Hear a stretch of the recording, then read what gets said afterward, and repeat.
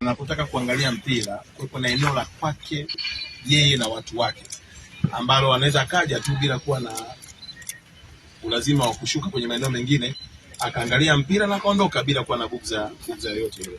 Lakini pia yako maeneo mengine kwa ajili ya wageni mashuhuri, kwa sababu tunaamini ya kwamba mashindano haya yanapaswa kumruhusu kila mtu kuanzia mwenye daraja la juu mpaka mwenye daraja la chini, ili akiingia apate nafasi nzuri ya kuweza kuona. Jambo la pili ambalo nataka niliongezee haliko kwenye upande wake ni upande huu wa barabara. Barabara mnayokuja nayo ni hapa. Kutoka hapa kwenda kule mlikotoka kwenye barabara kuu ya Kisongo. Na inakuja mpaka inafika kwenye ile eneo, maana hapa ni eneo la mwisho la uwanja. Unapoona hizi zilizozungushwa zote hizi ni sehemu ya roundabout.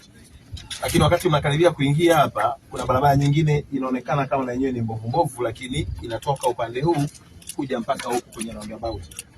Lakini pia tuna barabara inayotoka huku kuwachukua watu kuwaleta kwenye uwanja.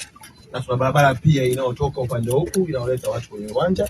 Na sasa kuna barabara moja ambayo tunaendelea kujadiliana na wizara yetu ya TAMISEMI ya kutoka upande huu pia kuwaleta watu kwenye uwanja. Lengo letu uwanja wetu uwe na uwezo wa kuwa na barabara 4 za kuwaingiza watu, au sehemu 4, sio barabara 4 kwa maana ya upana, lakini naongea sehemu 4 ambazo wanaweza kaingilia huku barabara ya Kisongo, wakaingilia barabara hii, wakaingilia barabara hii na wakaingilia barabara hii. Ili kuhakikisha kwamba uwanja wakati wanaingia watu inakuwa rahisi na wakati wa kutoka inakuwa rahisi.